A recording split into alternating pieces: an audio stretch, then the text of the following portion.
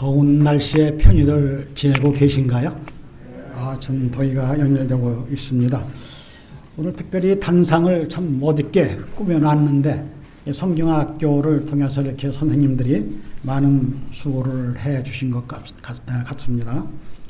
이 성경학교, 여름 성경학교에는 그 어린 아이들에게 참 특별한 추억이 되는 겁니다. 이 성경학교에서 수고하는 그 우리 선생님들 참 애를 많이 쓰시고, 이 성경학교에서 배운 이 교훈의 말씀이 어린아이들에게는 평생 남을 수도 있거든요. 그래서 이 성경학교가 참 그 아이들한테는 유익한 것임을 우리가 좀 유념하시고요. 저도 또한 이 성경학교를 통해서 어릴 적에 그때가 한 10살쯤 됐던 거 기억을 하고 있습니다. 근데 그 기억이 지금도 생생하게 남아있어요. 근데 한 가지 다른 거는 모르는데 기도하는 법을 가르쳐 주셨는데 그때 그것만은 나에게 영원히 남아있고 오늘 내가 신앙생활을 하게 된 가장 큰 동기가 된다고 생각을 합니다. 우리 교사님들 정말 어린아이들을 위해서 애쓰시는데 하나님의 큰 축복이 함께 하실 것입니다. 오늘은 목사님께서 이제 출타 중이라 갑자기 목사님이 저에게 좀 하라고 설교 좀 하라고 그랬는데 제가 사실은 이 설교를 상당히 좀 꺼렸습니다. 왜 그러냐면은 단상에 올라와서 말을 한번 잘못했을 때 그 파장이란 우리들 심령 속에 가장 아픈 상처를 남을 수 있는 또 잘못된 길로 걸어가게 할 수 있는 그러한 그 말이 되기 때문에 설교를 사실 안 하려고 우리 목사님한테 제가 말씀드렸어요. 나 절대 설교 안 한다고. 그랬더니 이번에 갑자기 설교 좀 해야 되겠다고 목사님이 출타 중이라고 그래서 제가 부득불 설교를 하게 됐습니다. 이 시간 하나님의 말씀으로 우리가 은혜 받는 시간이 되었으면 감사하겠습니다. 먼저 하나님의 말씀 스바냐서 1장 14절에 있는 말씀을 보겠습니다. 여호와의 큰 날이 가깝도다. 가깝고도 심히 빠르도다. 여호와의 날에 소리로다. 용사가 거기서 심히 애곡하는도다. 여러분들 예수님 재림이 그 임박한 때 우리가 살고 있는데 마음속으로 예수님의 재림을 좀 기다려지며 느끼고 있습니까? 참 우리가 예수님을 재림을 기다리는 사람들로서 우리의 영적 상태를 좀 점검해 볼 수 있는 시간들이 매일의 삶 속에서 이루어져야 된다고 생각을 합니다. 아무튼 이 재림의 징조는 이제 곳곳에서 일어나고 있는데 특별히 하늘과 땅과 바다에서의 재난들, 지금 요즘에 그 뉴스에 계속 연일 보도되고 있는 것 아시죠? 유럽에서 뜨거운 열기가 말도 못하고 거기다가 설상가상으로 산불까지 나가지고 많은 사람들이 고통을 당하고 있습니다. 무려 그 온도가 42도까지 올라갔다 그래요. 42도. 이 상상을 초월하는 우리의 그 이야기입니다. 또 이 사회적으로 불안한 상태. 여러분들 사회에서 지금 일어나고 있는 살인과 강도 사건들, 또 자녀가 부모를 해하는 일들, 또 온갖 이 부도덕한 도덕들이 끊임없이 일어나고 있는 이 현재의 사회 상태, 거기다가 또 노동조합의 파업, 이와 같은 것들은 우리 모든 사람들에게 불안을 초래하는 그러한 일들임을 우리가 느끼게 됩니다. 화이트부인께서 기록하기를 마지막 사건들 113페이지에는 이와 같은 말씀이 있습니다. 노동조합은 이 지상의 창세 이래로 없었던 환란의 때를 몰고 올 매개물 중 하나가 될 것이다. 이 노동조합은 우리에게 인간의 삶에 어떤 도움을 준다고는 생각될는지는 모르지만 상당히 사회를 불안한 마음으로 조성시키고 있는 단체들입니다. 저도 한때는 그 노동조합에 가서 이렇게 한번 이렇게 참여를 해봤는데 결코 사람들에게 도움이 되지 않는 그러한 일들을 하고 있다 하는 것이. 근데 이러한 것들을 누가 조종하고 있는가? 바로 마귀가 그들 사람을 통해서, 인간들을 통해서 이와 같이 불안을 조종하고 있음을 우리가 깨달아야 될 것입니다. 이사야서 59장 14절의 말씀 보면은 공평이 뒤로 물리침이 되고 의가 멀리 섰으며 성실이 거리에 엎드러지고 정직이 들어가지 못하는도다. 성실이 없으므로 악을 떠나는 자가 탈출을 당하는도다. 또 디모데후서 3장 1절에는 내가 이것을 알라 말세에 고통당하는 때가 이르리니. 지금 우리가 살고 있는 이 시대, 과거 어느 때보다도 이 고통을 당하는 사람들이 많이 있습니다. 이 큰 도시에서는 한쪽에서는 누울 것이 없고 먹을 것이 없어서 탄식을 하는데 또 한쪽에서는 어때요?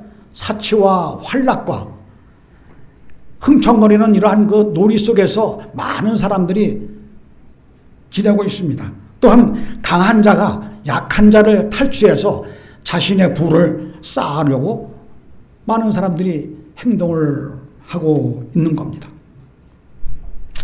이 출애굽기 2장 23절로 24절에도 보면은 이스라엘 백성들이 이제 애굽 땅에서 고역을 하면서 그들이 탄식을 했습니다. 울부짖었어요. 하나님께 향해서. 그때 그 하나님께서 그 고통의 소리를 들으시고 아브라함과 이삭과 야곱에게 약속하신 그 것들을 기억하면서 하나님께서 그들을 구출해내기로 결심을 하는 사건들을 우리가 성경을 통해서 볼 수 있듯이 마지막 시대에 이 고통당하는 사람들의 부르짖음 소리를 듣고 하나님께서 이 땅을 심판하시기 위해서 오실 것임을 우리가 아시기를 간절히 바라겠습니다. 이와 같은 것들을 우리가 다른 사람들에게 좀 전해 줘야 하는 역할을 우리가 해야 한다 하는 것입니다. 영감의 글에 이와 같은 말씀이 있습니다. 어떤 의미에서 제7일 안식일 예수 재림 교인들은 파수꾼이요 빛의 전달자로 세상에 세워졌다. 그들에게는 멸망해가는 세상의 마지막 경고가 위탁되었다.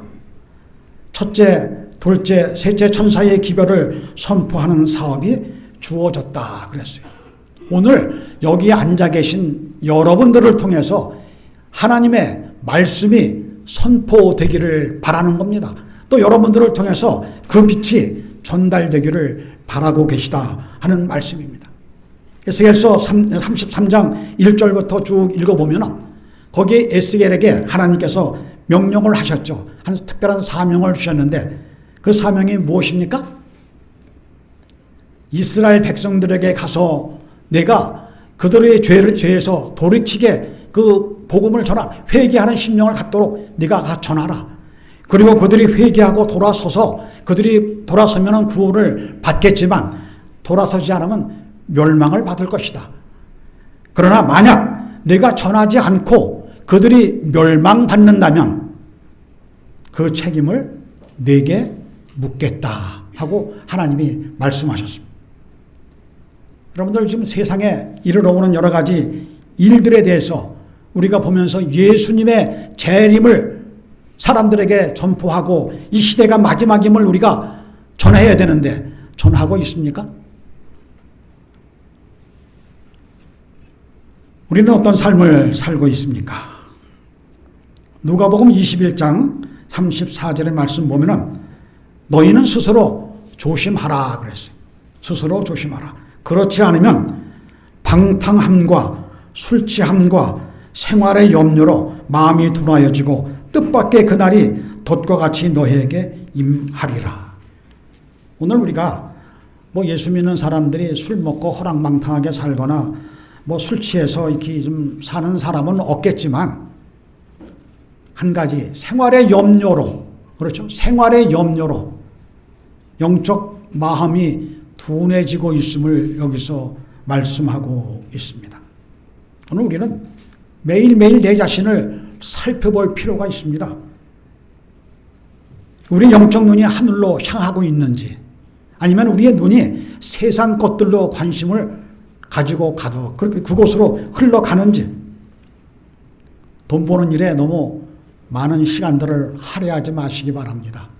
우리가 그것도 좋겠지만 먼저 기도하며 말씀으로 우리가 무장되어서 영적으로 성장하는 그러한 삶을 사는 것이 하나님 보시기에 기뻐하는 삶이라 생각을 합니다. 화해 부인이 이렇게 질문을 합니다. 우리가 마지막 때에 예언들에 관하여 전혀 말하지 않고서 그것들이 성취될 때까지 기다려야 하는가? 또 두 번째, 죄인들에게 하나님의 심판을 피할 길을 말해주기 전에 그 심판이 그들에게 내리기를 기다리겠는가? 세 번째, 우리는 예언된 일들이 성취되는 것을 보고서야 하나님께 말씀하신 바를 믿어야 하겠는가? 우리 참 이게 엄숙한 질문입니다. 우리는 어떻게 해야 되겠습니까? 어떻게 해야 되겠습니까? 우리들은 하나님 말씀이 다른 사람들에게 전달되는 통로가 되어야 되는데, 하나님께서 우리를 그런 목적으로 부르셨는데 하나님께서 우리를 사용할 수 있는 도구로서 삶을 살고 있는가? 여러분들은 하나님께서 여러분들을 사용하고 있다고 생각을 하고 있습니까?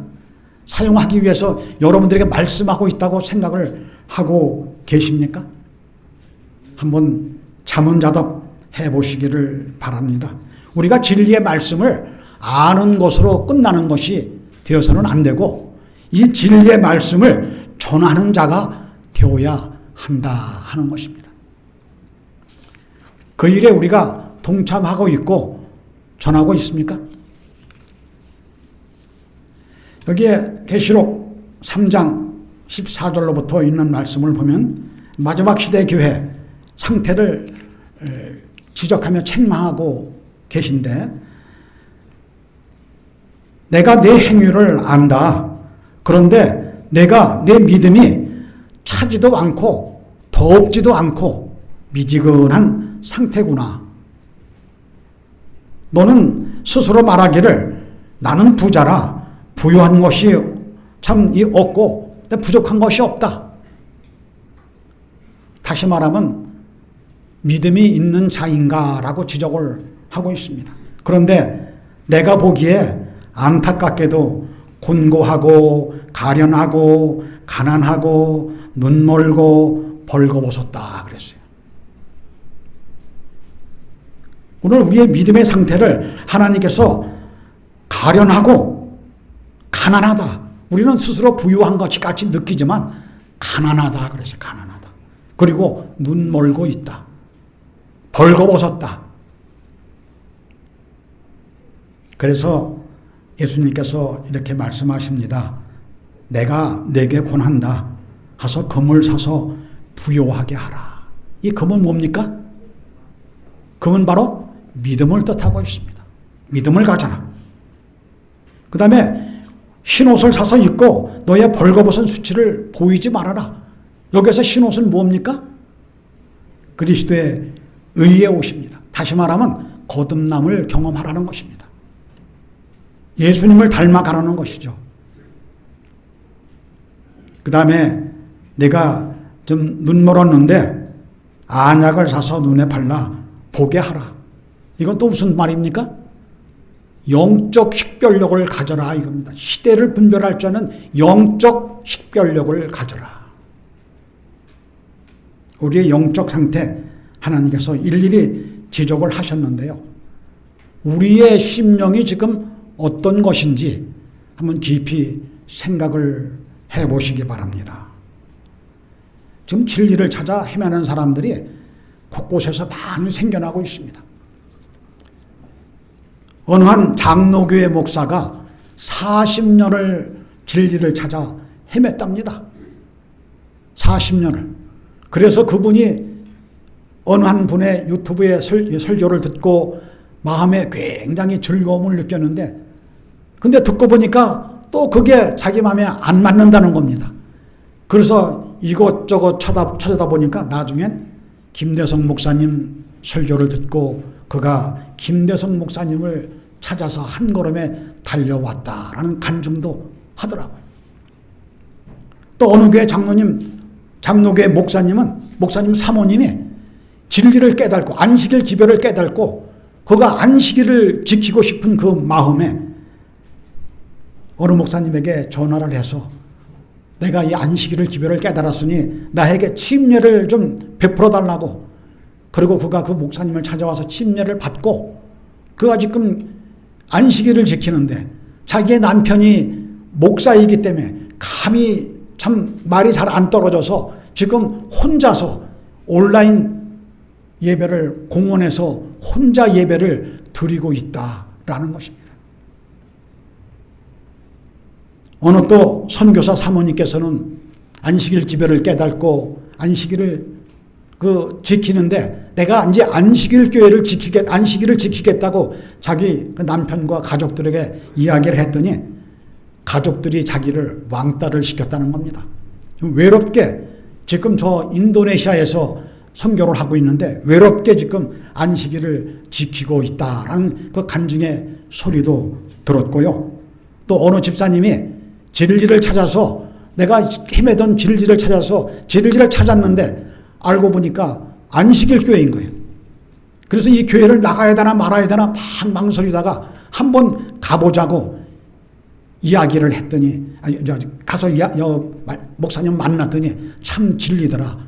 그래서 그가 그 다음부터 교회를 지금 열심히 다닌다는 그러한 소식도 들리고 있습니다. 또 어느 여집사님은 지금 자기가 안식일을 깨닫고 안식일 교회에 출석하겠다고 이야기를 했더니 자기가 다니는 직장에서 지금 굉장히 어려움을 당하고 있다는 소식도 듣게 되었습니다. 곳곳에서 이와 같이 진리의 말씀을 갈급하고 하나님의 백성들이 하나님의 교회를 찾아오는데 오늘 우리는 어떻습니까? 우리는 일찍이 안식일 기별을 깨닫고 이렇게 편하게 안식일을 지키는데 우리의 신앙생활은 어떠한가? 여러분들 정신 차리시기 바랍니다.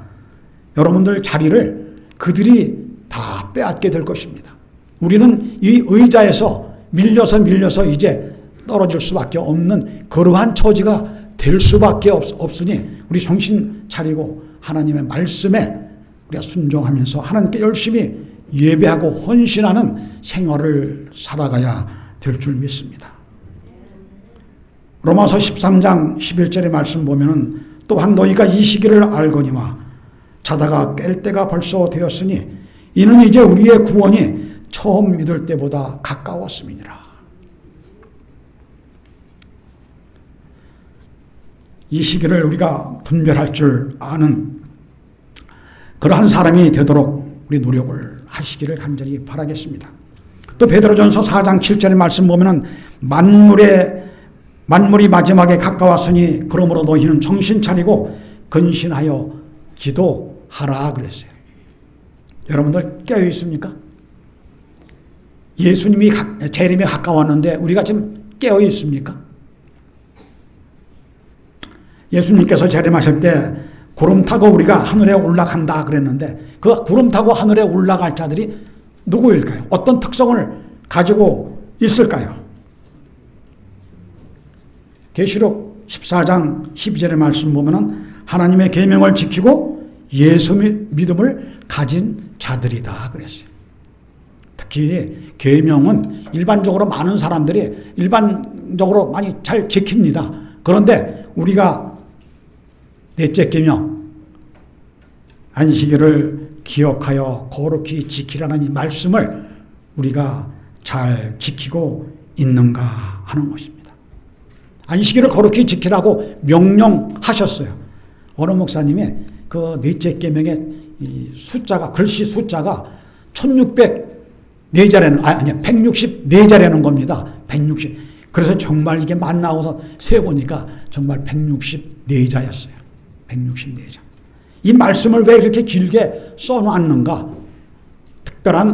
특별한 하나님의 말씀이기 때문에, 계명이기 때문에 그렇게 길게 10계명 가운데 가장 길게 기록을 해 놓은 겁니다. 에스겔서 20장 20절에도 나의 안식일을 거룩하게 할지어다. 이것이 나와 너희 사이의 표징이 되어 내가 여호와 너희 하나님인 줄을 너희가 알게 하리라. 내가 하나님의 백성이다 아니다를 확실하게 나타낼 수 있는 유일한 것은 안식일입니다. 그렇죠? 예수 믿는 믿음 일반적으로 많은 사람이 나도 예수 믿습니다 라고 해요. 그러나 안식일을 참되게 지키는 사람들은 세상에 많지가 않아요. 이 날을 기억하지도 않고 지키지 않는다는 것, 나는 하나님과의 관계가 없다, 나는 하나님과 아무런 관계가 없다라고 뜻하는 것과 동일한 겁니다. 우리가 안식일을 거룩하게 지키지 않는다는 것, 하나님은 매우 불쾌하게 여기실 겁니다. 안식일을 거룩하게 지켜야 되는데, 또 이날에 성전에 올라와야 되는데, 안식일에 성전에 올라오지 않고 따로 많은 사람들이 여행을 가는 사람들이 있습니다. 이날도 이러한 사람들에게도 하나님께서는 그들을 보시고 매우 불쾌하게 여긴다고 말씀을 하고 있습니다. 안식일은 매우 중요한 날입니다. 여러분들 한때는 안식일을 지켜야 구원받느냐 마느냐 뭐 이렇게들 이야기들을 했는데 안식일 지켜야 구원받습니다. 다시 말하면 안식일을 지키는 사람들이 구원받고 하늘에 가서도 안식일을 지키는 것이지요. 그렇죠? 구원받지 않은 사람이 어떻게 안식일을 지킵니까? 안식일을 거룩하게 지키는 삶을 살게 되시기를 간절히 바라는 것입니다. 마지막 때 하나님의 계명을 지키는 자와 사람의 계명을 지키는 자와의 큰 전쟁이 있겠다 그랬어요. 싸움이 있겠다. 근데 이 문제가 단순한 문제가 아닙니다. 우리가 사느냐 죽느냐 문제입니다. 영생이냐 영멸이냐 둘 중에 하나를 선택하는 그러한 문제가 되는 겁니다. 여러분들 이때까지 안식일을 우리가 지키면서 하나님의 성전에 올라왔는데 우리가 이와 같은 모든 것들을 잊어버린다면 우리는 어떤 사람이 되겠습니까? 마지막 때는 우리 여기에 앉아 계신 분들 가운데 두 부리로 갈라질 겁니다. 두 부리로 갈라질 거예요. 한 부리는 하나님께서 택하신 자들로 하늘에 갈 사람들이지만 한 부리는 그들을 핍박하고 그들을 죽는 대로 몰아갈 그런 사람들로 이 교회도 갈릴 것으로 예언하시는 기록을 해놓았습니다. 우리가 하나님 편에 서도록 날마다 깨어 기도하지 않고 준비하지 않으면 나도 하나님의 백성들을 핍박하는 그러한 사람들의 무리에 섞일 수가 있다라는 것을 마음속에 깊이 생각하시고 하나님의 말씀에 순종하고 복종하는 그러한 삶을 살게 되기를 간절히 바라겠습니다. 우리 남은 무리라고 자처하죠. 우리가 이 참 남은 무리라고 하는 이 제7일 안식일 예수 재림 교회도 점점 언젠가부턴가 세속적으로 변하고 있습니다. 자꾸 그런 것들이 자꾸 이 교회로 몰려오고 있습니다. 그것을 아닌 것은 아닌 것으로 단호하게 좀 이렇게 막아야 되는데 우리도 자신도 모르게 그것을 받아들이고 있어요. 그래서 우리가 일반적인 개신교회들이나 우리나 별 크게 차이점을 못 느끼는 참 그러한 우리의 시대에 우리가 살고 있습니다. 참으로 안타까운 현실인 것입니다. 우리가 깨어 기도하면서 매일 회개의 경험을 하지 아니하면 나도 그 물에 섞여갈 수밖에 없는 그러한 가련한 인생이 될 것입니다. 우리도 이 말씀의 원칙에 조금도 우리가 양보해서는 안 됩니다. 양보해서는 안 돼요. 우리 그 교회에서 한때는 내노라 할 만큼 유명했던 지도자들, 그렇죠? 영적 지도자들. 이 사람들이 어디로 갔습니까? 교회를 배도하고 다른 곳으로 갔어요. 가서는 그들이 복음을 전하는 그것을 한번 들어보니까 깜짝 놀랐습니다. 깜짝 놀랐어요. 엉뚱한 이야기를 하는 겁니다. 엉뚱한 이야기. 그리고 한 사람은 우리 교회에서 월급 받고 생활하던 그분이 월급 받고 교회에서 목회하면서 다른 장로교회 신학교를 또 다녔다는 겁니다. 이러한 끔찍한 일들이 우리 교회 안에서 좀 벌어지고 있다는 사실이에요. 우리 모두는 이제 영적 식별력을 갖도록 영의 눈을 밝히 떠 보아야 됩니다. 지금은 흔들림 시대에 우리가 살고 있습니다. 교회적인 유권 332페이지 가운데 보면은 흔들림의 시대에 곧 흔들릴 수 있는 것은 모두 다 흔들리게 될 시대에 살고 있다. 주께서는 진리를 아는 자들일지라도 말과 행동으로서 당신의 계명을 순종하지 않을 것 같으면 용서하지 않을 것이다. 두려운 말씀입니다. 하나님께서 우리가 지금 현재 여기 앉아 있지만 말씀에 순종하지 아니하면 우리를 용서하지 않겠다. 하나님이 용서하지 않는다는 것은 뭡니까? 영멸이에요, 영멸. 영원히 우리는 멸망할 수밖에 없는. 이제 태풍에 손과 실이 떨어지듯이 믿음이 연약한 사람들 떨어질 수밖에 없는 시대에 돌입을 했습니다. 지금은 많이 흔들리고 있어요. 유능한 신학을 공부했다 하더라도 순간적으로 떨어져 나가고 있음을 우리가 눈으로 목격을 하고 있습니다.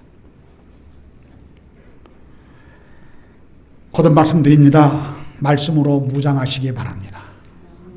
기도하시기 바랍니다. 하나님께 열심히 예배 드리시기 바랍니다.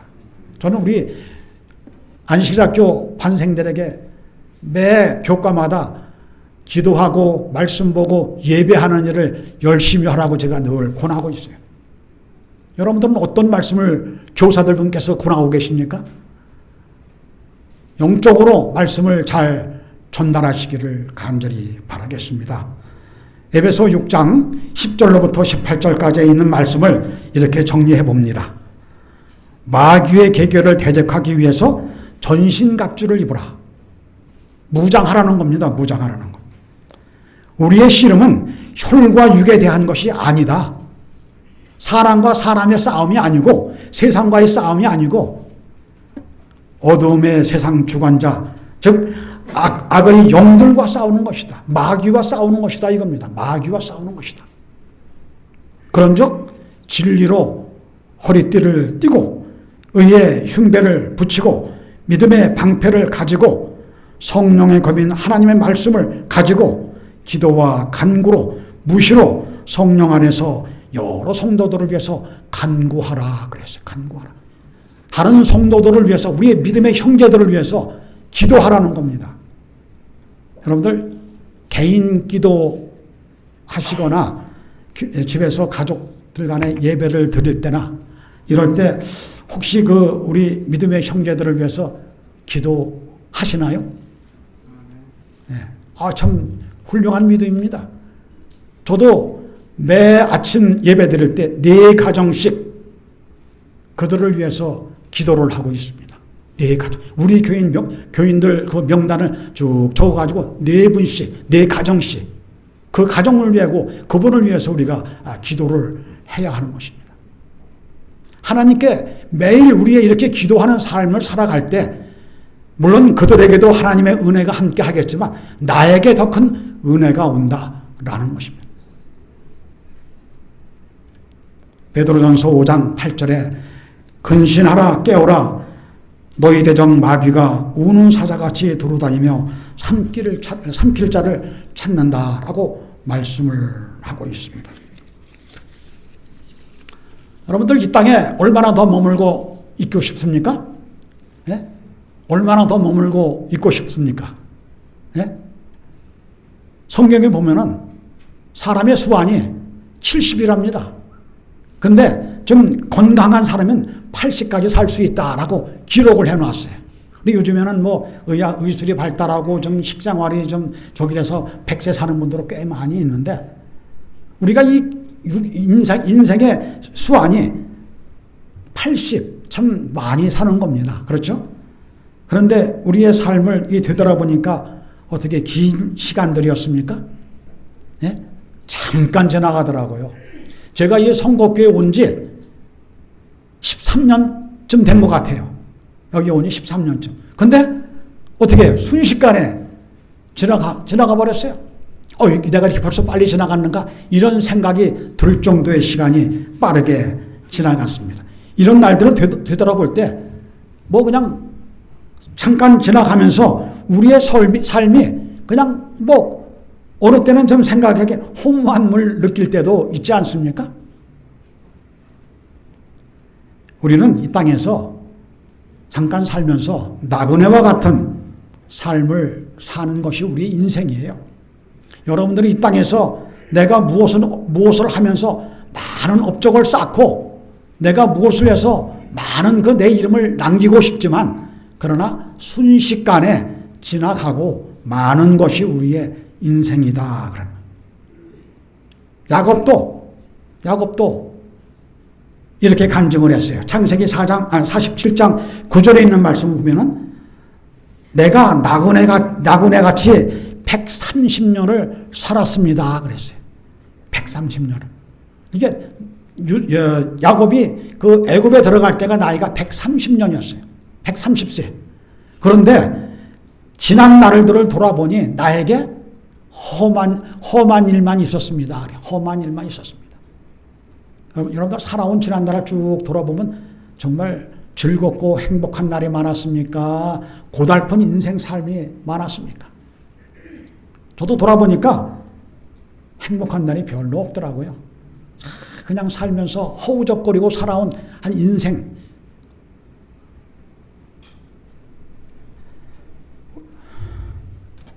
나그네가 지나가는 길은 업적을 남길 게 없어요. 업적을 남길 게 없습니다. 주변에 그냥 보이는 거 잠시 구경하고 그냥 지나가는 겁니다. 그냥 지나가는 거예요.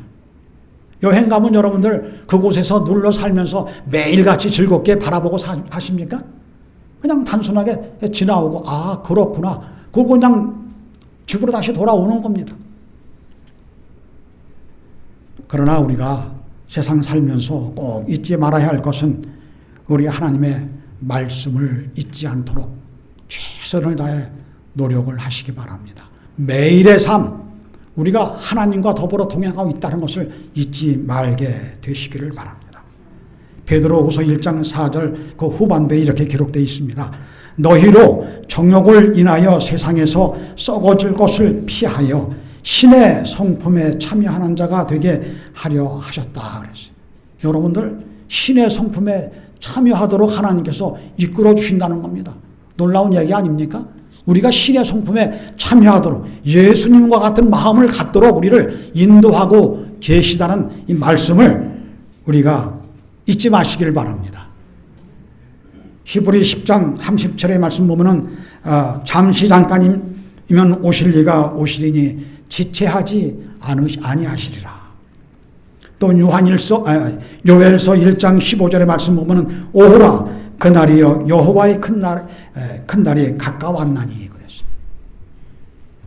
예수님께서 속히 오실 겁니다. 이제 하나님의 예언의 말씀, 성경 66권을 다 보면은 다 예언의 말씀입니다.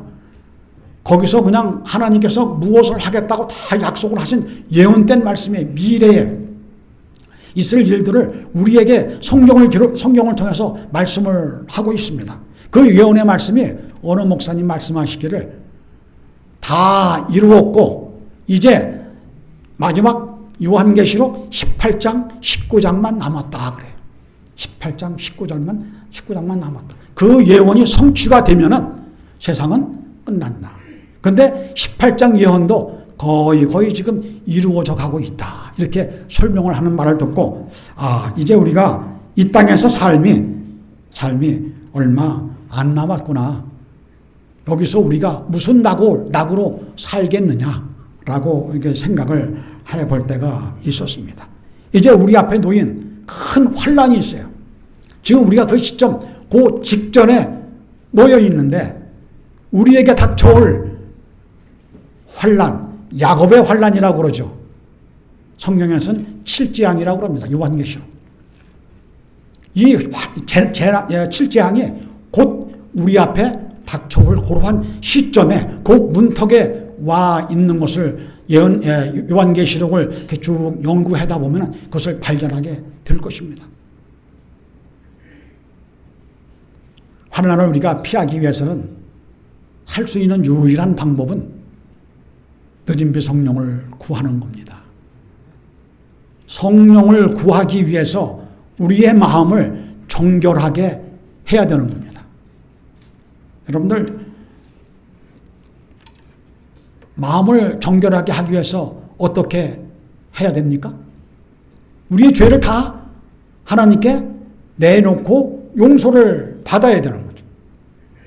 우리가 마음으로 지은 죄들, 심지어 어느 목사님 눈빛으로 지은 죄도 우리가 하나님께 회개하라 그랬어요. 우리 마음속에 참 그렇잖아요. 누구든지 다 이와 같은 시기 질투심, 이런 남을 미워하는 것, 이런 것들이 늘 마음속에 도사리고 있는데 이와 같은 모든 마음들을 우리가 벗어버리지 아니하면 우리가 늦은비 성령을 받을 수 없다라고 말씀을 하는 것을 제가 들었습니다. 그래서 매일 저녁 저는 기도하면서 하루의 삶에 내가 마음으로 지은 죄, 눈빛으로 남을 미워했던 그러한 죄들까지라도 용서받기 위해서 밤에 기도를 하고 자고는 합니다. 마지막 사건들 260페이지 가운데는 이와 같은 말씀이 있습니다. 지구 역사의 마지막 장면 하나로 전쟁이 있을 것이다. 전염병과 재앙과 기근이 있을 것이다. 대양의 물들의 경계를 넘어서 흘러 넘칠 것이다. 우리는 그리스도께서 당신의 사랑하는 자들을 위해 마련하러 가신 처소에 들어가기 위해 준비하고 있어야 한다라고 말씀을 하고 있습니다. 현재 우리가 일어나고 있는 현 모든 사건들 아닙니까? 이게 우리 눈앞에서 전개되고 있는 사건들. 그 우크라이나 전쟁 딱 금방 끝날 줄 알았는데 벌써 좀 꽤 오래 진행되고 있고 많은 사람이 희생되고 있고 뭐 이쪽 아프가니스탄 저쪽 아프리카 쪽에서도 계속 크고 작은 전쟁들이 끊임없이 일어나는데 더욱이 러시아가 우크라이나에게 핵을 쏘게 되면은 3차 전쟁이 일어날 수도 있는 그러한 위협을 가하고 있는 시대에 우리가 살고 있습니다. 전염병이 어떻습니까? 우리가 코로나가 거의 끝나갔다고 해서 마스크도 벗고 이제 뭐 괜찮을 것 같이 얘기했는데 다시 어때요? 다시 변이가 생겨서 또 이게 문제가 생겨서 뭐 요양병원은 또 방문을 못한다라고 국가에서 명령을 내렸고요. 재앙, 지금 유럽에서 그 들끓는 그 재앙, 화재로 불볕더위로 많은 사람들이 죽어가고 있지 않습니까? 뭐 사람들이 꽤 많이 죽었더라고요. 더위에. 기근. 사람이 얼마나 많이 지금 우리는 지금 풍요롭게 먹고 사니까 다른 사람들 배고픈 건 모르지만 굶어 죽는 사람들이 지금 꽤 많이 곳곳에 있습니다. 특히 가까운 우리 어디입니까? 북한에도 예? 북한에도 많은 사람들이 요즘에 또 굶어 죽는 사람이 있다는 소식이 들리지 않습니까? 또 태양의 물들, 지금 이 섬이 물에 잠기는 일들이 있죠. 인도네시아가 지금 물에 잠기고 있고, 저 몰디브인가 거기서도 물에 잠기고 있고, 저 남태평양 쪽에 어느 섬은 거의 다 잠겨가고 있다는 소식이 들려요. 왜 이 물이 넘칩니까? 기후 변화로 인해서 북극과 남극의 얼음들이 자꾸 녹음으로 인해서 그 물들이 자꾸 많아지는 겁니다.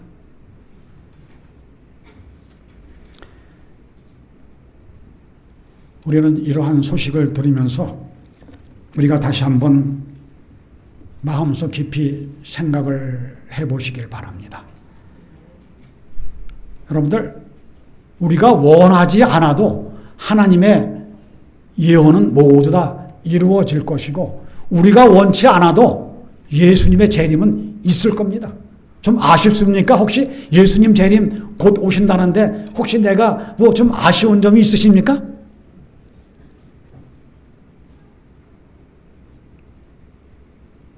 매일 아침 우리는 동편 하늘을 바라보면서 예수님의 재림이 있는가 하는 것들을 좀 생각을 해보시기 바랍니다. 우리의 구원의 길은 결코 쉬운 길이 아니에요. 평탄한 그러한 그 신앙생활을 하면서 얻는 그러한 구원이 결코 아닙니다. 하늘 가는 길이 좁고 협잡합니다. 그래서 많은 사람들이 그 길을 가기를 싫어하는 것이고, 하늘 들어가는 그 문이 넓은 문이 아니고 좁은 문이에요. 많은 사람이 한꺼번에 떠밀려 들어가는 그러한 문이 결코 아닙니다.